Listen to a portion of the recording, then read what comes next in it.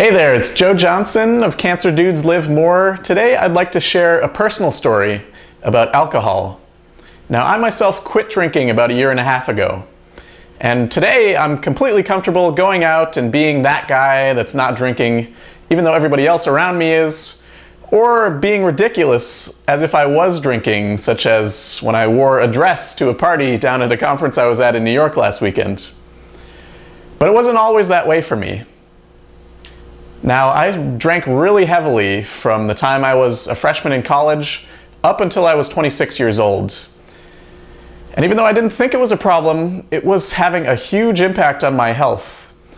And in part, I was using alcohol as a crutch to get over a lot of social anxiety that I felt being in social situations.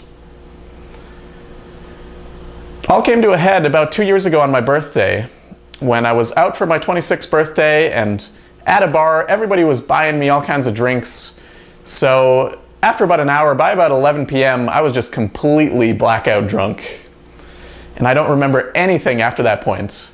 But what people say to me, what happened, is that I got crazy, I took my shirt off and was walking around the bar trying to go downstairs.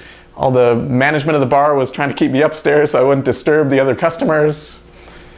I went outside at one point and tried to come back in, but the doorman wouldn't let me in because I didn't have a shirt on and I was way too drunk. So eventually I went home and vomited everywhere. I woke up the next morning not remembering anything of what happened from the night before. Looked down at my phone and saw that it was broken, only the one button worked, and it was all sticky. I had no idea what had happened. I had no idea how it got like that.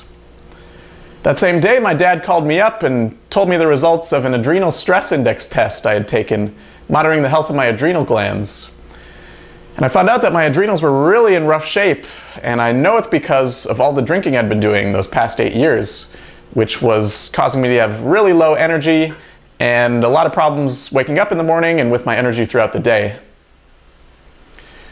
It was at that point, finding out about my health problems and also just realizing that it wasn't even that fun for me the night before, doing all that drinking. I didn't remember anything. Other people were entertained. But what I was really doing was putting other people above my own health.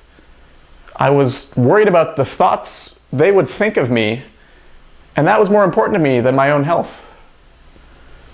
So that day I resolved that this needed to change for me.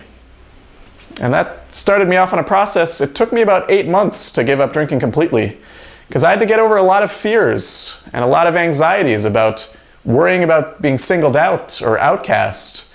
What would other people think of me if I quit drinking? Would they reject me? Would they want to hang out with me anymore?